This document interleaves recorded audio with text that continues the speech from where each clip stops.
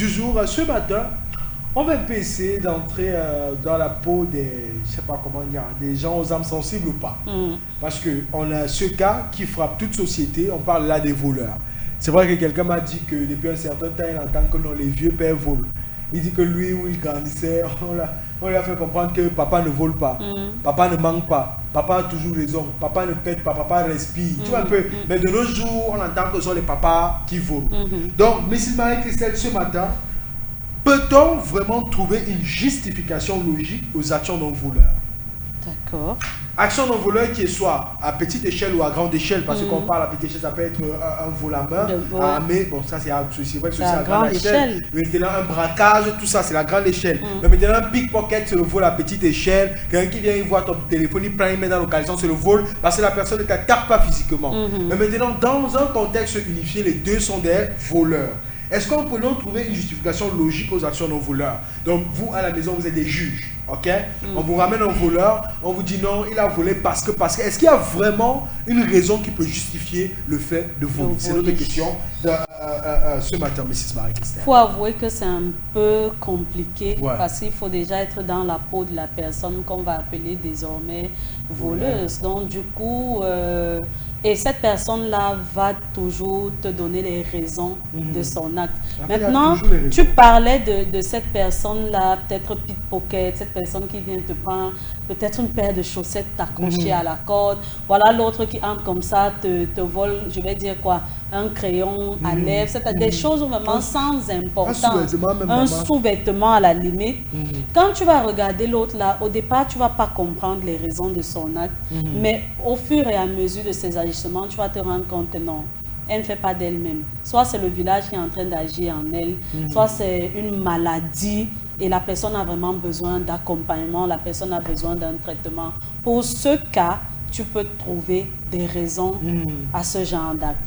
Et puis, il y a maintenant ceux-ci qui, je ne sais pas moi, on est dans une chambre, dans un studio, madame est encore enceinte, il faut un autre matelas pour accueillir le bébé qui va venir. Monsieur ne travaille pas, il profite du fait que la voisine ait mis le matelas dehors et le voilà qui chip un matelas.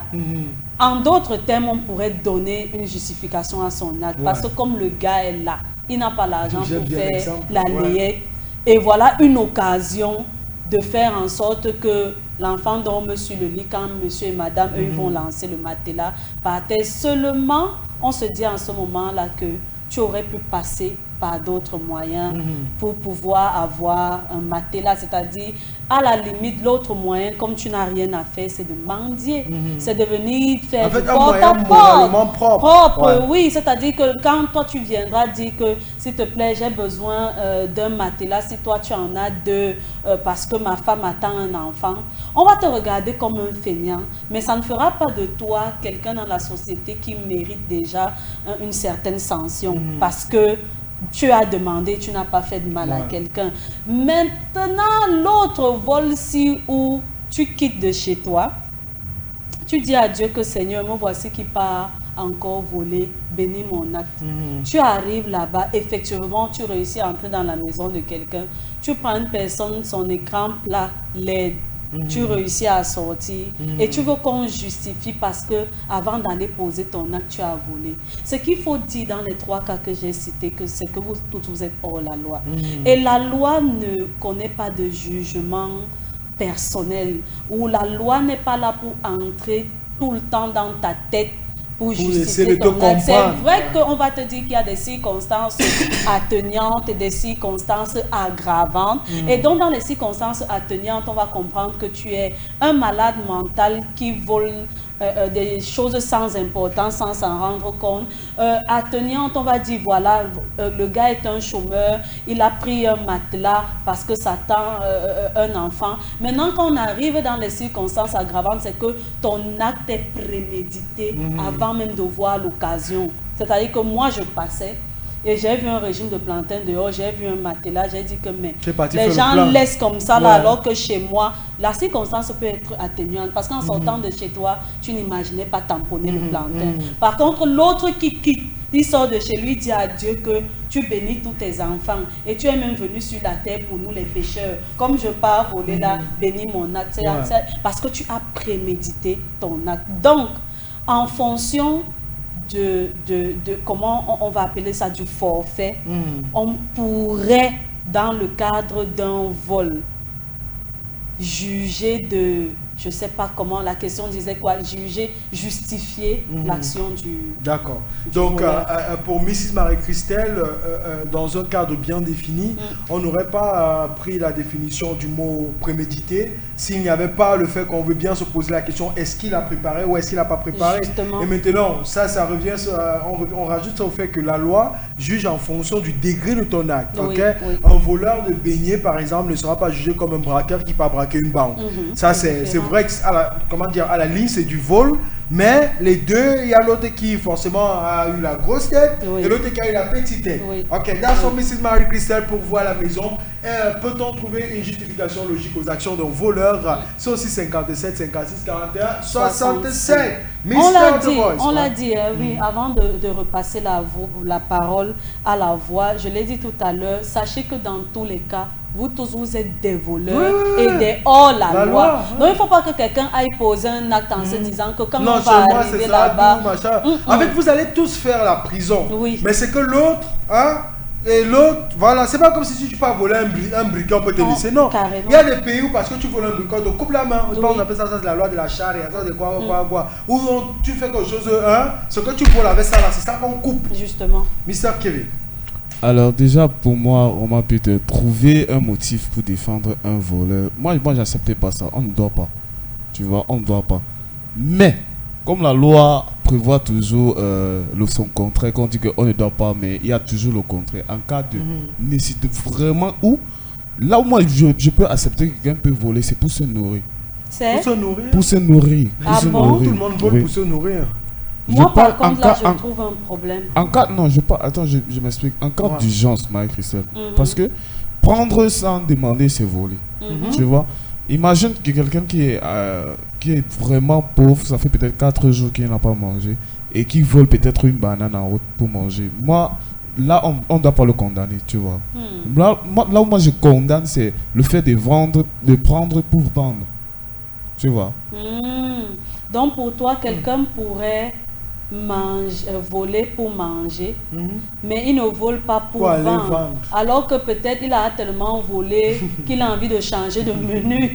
Le tout aussi, il décide de vendre pour ne plus manger la même banane et acheter peut-être du caramel. Il y a mais les gens qui volent pour faire les économies. Papa. Justement, il se nourrit toujours. Non, mais Marie-Christelle, moi, franchement, le vol, c'est quelque chose qui... Je ne sais pas comment il va trouver les bons mots pour dire ça. Pour moi, le voleur ne doit pas être... On ne doit pas trouver une excuse à un voleur. Par exemple, j'étais en train de dire hier avec des amis qui trouvaient les excuses à une personne qui a bu. Donc chaque fois quand il boit, il se permet de faire des conneries, il vous insulte, vous fait des trucs à chaque fois. Mais est-ce qu'on va tolérer le fait que c'est l'alcool qui le contrôle comme ça? On va tolérer ces bêtises à chaque fois? Dans l'alcool même c'est différent parce que ça atteint la conscience. Il n'y a pas une loi pénale sur ça. Mais sur le vol, gars, mais ça veut dire pour l'exemple, même si c'est le cube, la loi t'envoie en prison pour un cube volé. Et M. Marie-Christelle a dit, la loi n'est pas là pour essayer de comprendre quelqu'un. Quand on met un juge, le juge est censé te donner une sentence selon la loi. C'est pas lui qui te juge, c'est la loi qui te juge. Rien à voir. Il veut juste comprendre que bon, vu que la loi dit ceci, toi tu as fait quoi? Tu es dans quel temps? La loi dit que... Mais maintenant qu'on amène le jury, c'est le jury qui est censé te comprendre.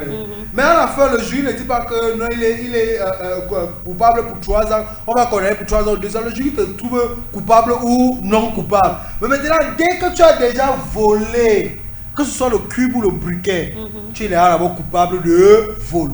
Maintenant, qu'est-ce que la loi dit? La loi, je pense qu'il y a les catégories, on dit que pour vol aggravé, ceci. Vol machin, vol, là on parle du code pénal. Maintenant, si on dit que bon, pour un vol peut-être de mineur. Je prends les chiffres, un exemple. Pour un vol allant de 25 à 100 000, c'est 2 mois de prison. On va te donner tes 2 mois de prison. Et ça se comprend. Mais maintenant, toi, tu reviens de l'autre côté parce qu'il faut aussi te comprendre, c'est important. Tu viens de l'autre côté, il faut comprendre qu'on ne devrait pas condamner ceux qui volent par nécessité. Parce que si quelqu'un vole une banane et qu'il a fait 3 ans, c'est parce qu'il a faim. Bon, je te dis que si on dit ça, non. Il y a les gars qui partent entrer dans les banques ici parce que lui, il a trop souffert. Et la souffrance, c'est comme la famille. Bien sûr. À un niveau, quand tu as trop souffert, tu ne peux plus supporter. Il y a ceux qui décident de se suicider. C'est là où même la chance. Parce que si tu te suicidais, que tu te suicidais, tu vivais encore un peu. On t'a arrêté pour homicide volontaire. Tu as essayé de tuer. Non, c'est rien. Vous avez la chance que quand tu te tues là, tu pars dans un autre monde. Mais maintenant, si tu commets quelque chose parce que tu te sens, je ne sais pas comment dire ça, dans l'impasse, parce que la famille est dans l'impasse. Celui maintenant qui a un secret et que Miss Mike s'est fait découvrir le secret et il tue Miss Mike, il est aussi dans l'impasse. Tu ne sais pas, ce secret pourrait peut-être détruire tout un état. Ce secret pourrait détruire tout un quartier, toute une carrière, toute une famille, toute une vie. Moi, je vais même dire quoi, pour ajouter de l'eau à ton moulin, comme on parle de vol, c'est que quelqu'un peut se retrouver dans une situation où il est redevable à quelqu'un et que l'autre personne lui impose de voler pour payer sa dette. On a souvent vu ça dans les films. C'est-à-dire qu'à la base, pas dans la vraie vie. Tu n'es pas un voleur, mais tu dois peut-être de l'argent à quelqu'un ou vous avez un truc. La personne t'exige de poser un acte qui ne rentre pas dans ton caractère pour rembourser l'argent. Est-ce qu'à ce moment-là, tu penses que la loi ne lui sera pas favorable? Maintenant, on vient m'arrêter. J'ai naturellement les avocats qu'on me commet. Et moi, quand j'arrive, je leur dis que voilà effectivement ce qui s'est passé. Même si la loi prévoit que le voleur de ceci, ça va lui coûter environ 5 ans de prison, par rapport au justificatif ou bien à ton plaidoirie, la loi peut comprendre que non. Quand on regarde le gars, s'il n'a pas de casier judiciaire, quand on regarde, il n'a même jamais fait la cellule. Si effectivement on le prend dans ces conditions, ça veut dire qu'il était sous une forme de pression et il faut que la loi soit moins rude avec lui. On va justifier ça. Parce que là, tu te retrouves dans une situation où tu as la corde au cou. Par contre, celui qui vole par nécessité, on doit te brûler dans les roues. Il ne faut pas te dire comme ça et on censure la chaîne. En fait, c'est une façon de parler. C'est pour dire que on ne va pas dire à te brûler par c'est te punir. Non. Qu'est-ce que la loi dit? Si la loi dit qu'on te donne tel si tu es au niveau où tes 2 mains et tes 2 pieds normalement constitués ne te permettent pas de te battre ou pas voler par nécessité, la loi doit être plus dure avec toi que n'importe qui. Il y a des handicapés en prison. En plus, il y a des handicapés en prison pour vol. Voilà, beaucoup ne le savent pas. Non, si ça ne va plus, tu es encore quelqu'un qui parle. Mendie. Mieux. La loi n'a jamais dit qu'on va arrêter tous les mendiants qui sont de... Même à Ouara, il n'y a pas le Ouara des mendiants. Si ça ne va, tu ne peux pas voler par nécessité alors que tu as la possibilité de faire des efforts. Non, je ne peux pas. So I hope, Mr. Kevin, you do understand what you're saying. Mrs. Marie-Christelle is instead going for the begging, not the stealing. Because if you're hungry, you cannot thank God that somebody's going to give you some food. Okay? But if you go steal food, you're a stealer. You're a thief. And you need to go to jail for that. That's very dangerous. Parce que après, si on commence à vouloir justifier, ça veut dire que chaque voleur peut justifier son acte. C'est ça. Quelqu'un peut se lever et te dire que non, j'ai braqué le monsieur là parce qu'il a 4 milliards. Moi, ça m'a pris 1 million. En fait, non. Parce qu'il a 4 milliards et puis quoi? You understand? I don't know if you understand what we're trying to say. Je suis tout à fait d'accord. Voilà. C'est pour ça qu'au début, j'ai dit que je ne peux pas accepter le fait qu'on justifie l'acte d'un voleur. Tu vois, j'ai d'abord dit ça. Mais je suis venu sur le la mais. Famine. Je suis venu sur le mais. Parce que franchement, non, ne riez pas. C'est parce qu'il y a des cas ici dehors, tu vois. Il faut toujours voir les deux côtés. Il faut toujours voir les deux côtés. Moi, je pense qu'il y a des gens ici dehors qui sont incapables de se payer ne serait-ce qu'un petit bout de pain. Tu vois, Mike, que c'est. Mais la sanction peut-être qu'on devait donner à celui qui avait faim.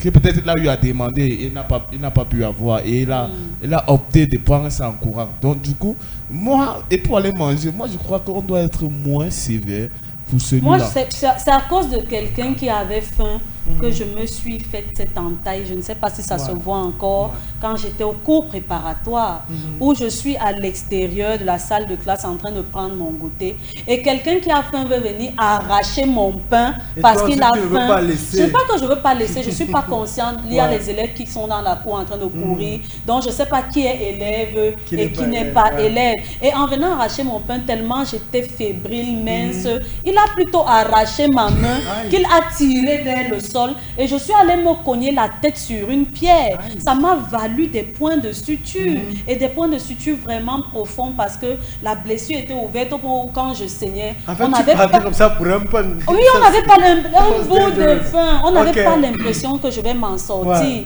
Voilà donc un acte, quelqu'un qui a faim. Son acte prémédité, c'est d'arracher mon pain, mais ça pouvait être le meurtre qui suivait. Donc, en arrachant comme ça, je tombe, je me casse la tête, je ne vis plus. Il va dire quoi? J'avais faim et j'ai voulu arracher son pain. Maintenant, elle est morte. Donc, vous devez savoir que les actes que vous posez peuvent entraîner d'autres pires que celles que vous avez dans la tête au départ. Moi, le vol que je peux justifier, non, c'est que quelqu'un vient comme s'il vole mes caleçons. Je ne peux pas en vouloir la personne qui vole mes caleçons. Je vais comprendre que tu es malade. Va même revendre ça. Je ne vais pas aller me plaindre parce que tu es en train de venir porter une de mes poisses là, tu me libères. Je ne peux pas me plaindre de ça. Si c'est que nous sommes à la maison et que je commence à constater que mes choses se perdent, je vais attirer ton attention. Mais je vais comprendre que toi là, ça ne tient pas. Parce que tu ne peux pas te retrouver dans certaines conditions. J'avais un enfant avec qui on achète des bananes, on dépose à la maison parce qu'il leur faut des fruits. Et tu trouves l'enfant devant le frigo, il s'empile les bananes dans la bouche.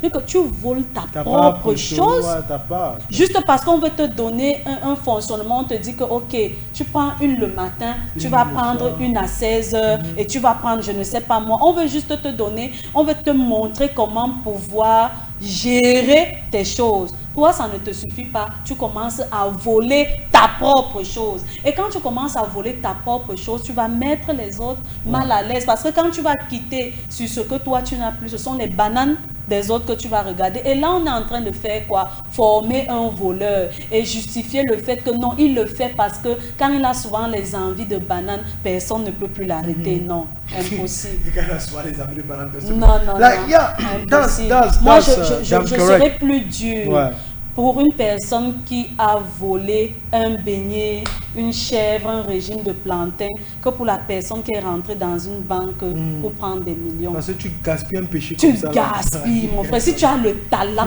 frappe. Si tu as le talent, frappe. Tu ne peux pas gaspiller les péchés. Moi, je dis toujours que je suis un peu comme Mister, tu vois. C'est pour ça que je ne peux pas accepter, par exemple, le rôle d'un juge, moi, dans ma vie. Au contraire, je peux être un bon avocat, mais un juge, jamais. Pourquoi? Parce que là devant, quand je vais voir quelqu'un sur le banc des accusés, je vais vouloir comprendre la personne. Pourtant, la loi n'est pas là pour te comprendre. Et ça, on se comprend. La loi donne ses directives. Oui, il y a tout un processus parce que tu as pris tout à l'heure le cas de quelqu'un quelqu'un à qui on vient de donner quelque chose qu'on a volé. Ok? Quelqu'un qui se retrouve à voler parce qu'il a une pression. La loi peut te comprendre, mais après, même si on décide de te remettre en liberté, il y a la liberté conditionnelle. Il y a les attentes de probation. Tu vois, ce n'est pas toujours un truc où quand tu te salis les mains, tu ressors de la libre. La loi ne connaît pas que quelqu'un se salit les mains sur la libre. Tu vois, un bon juge, même quand il veut te laisser, il va dire que bon, fais même 1 an de prison, non? Tu vois un peu. Et alors, on te dit que bon, on te condamne à 3 ans, mais tu vas faire 1 an et demi. Si tu as bonne conduite pendant les 1 an et demi, tu sors. C'est like, that is how the law works. Now, if we start saying that we can understand, bro, people are going to do things. Because my hunger is not the hunger of Mrs. Marie Christelle. I eat 2 breads in the morning and she eats 1. That means if she has to steal for hunger, she will steal 1. But if I have to steal, I'll steal 2. En fait, tu vois, il y a quelqu'un que lui ça passe et que lui ça passe et toute une boutique qui peut manger. So if he has to steal for hunger. Parce que forcément, celui qui vole n'a peut-être pas faim, mais il n'est pas rassasié. C'est ça le truc. Tu vois aussi, on peut aussi se dire que, mais attends, il venait de sortir là, la voisine d'à côté venait même de lui donner une soupe d'arachide avec du riz. Il a mangé, mais il n'est pas rassasié. Il veut encore. Et comme il ne peut plus demander à la même personne, il part voler. On va justifier ça. Je pense mais moi, je dis que je peux pas pardonner un acte de vol. Donc, attendez, je vais bien. Parce que là, si vous avez parlé, ça me perturbe un peu, tu vois. Parce que vous êtes un peu creux. Moi, j'ai dit encore, je vais redire ceci. Je peux supporter que quelqu'un vole pour se nourrir. Le reste est là. C'est un péché, tu es responsable de tout ce que tu as fait. Tu vois.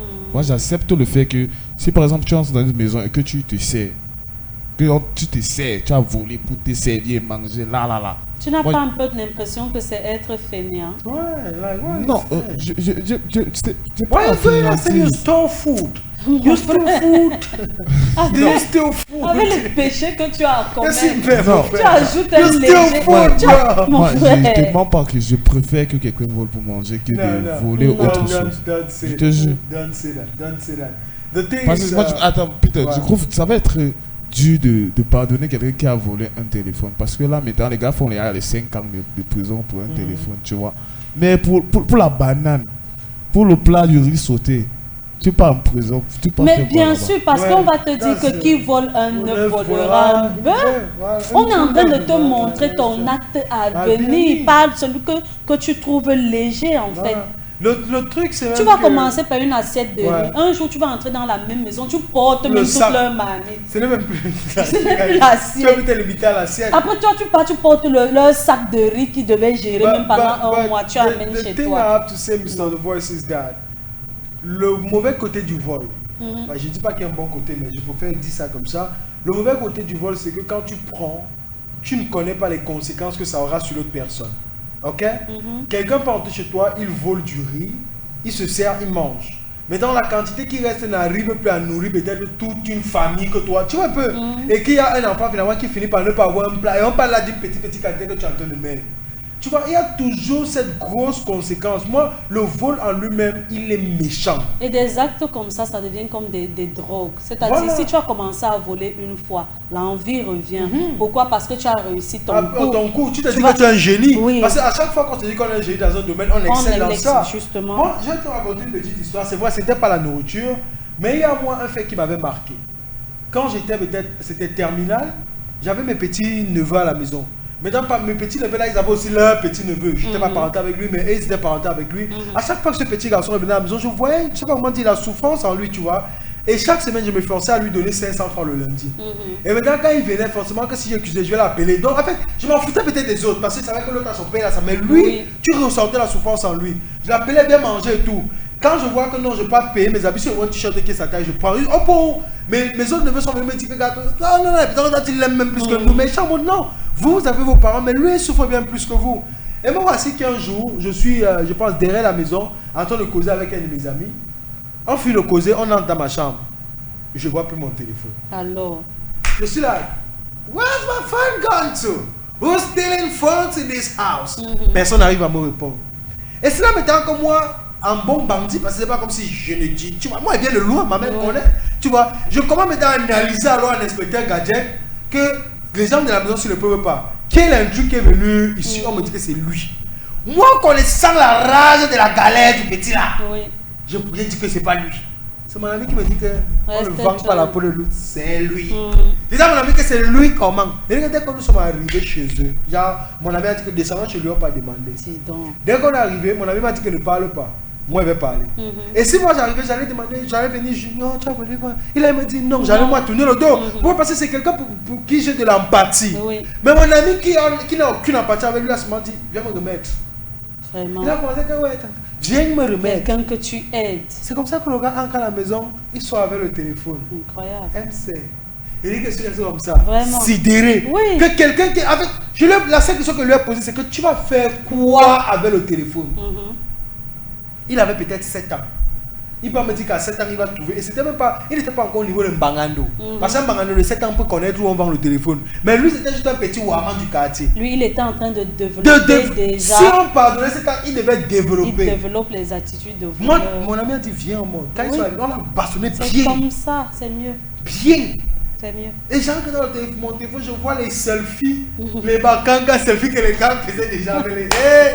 Donc tout ça, et imagine-toi, il allait me prendre mon téléphone, mais qu'est-ce qu'il en sait? Peut-être c'est ce téléphone-là qui me permettait d'avoir le petit argent que j'arrivais à partager avec lui, le petit argent qui me permettait de lui offrir un t-shirt. Mais quand tu crées un préjudice à quelqu'un pour ton plaisir, donc, merci, ça c'est la phrase exacte. Tu crées un préjudice à quelqu'un pour ton propre plaisir. And that's the baddest thing, ok? Donc, à la maison, quand on vous demande d'agir 657 56 41 65 et vous tardez, forcément, quand vous avez arrivé, on va devoir renvoyer vos messages au lendemain. Donc, on se donne rendez-vous demain. Nous avons commencé la semaine en plein débat avec beaucoup d'histoires. La voix est sans que la semaine, tu vas nous amener dans un couloir du babadage. Mais bon, vous, à la maison, prenez soin de vous. On vous souhaite une très bonne semaine. Beaucoup d'énergie positive à Albert. Daniela. On vous laisse donc par là le bisou sabrinatique.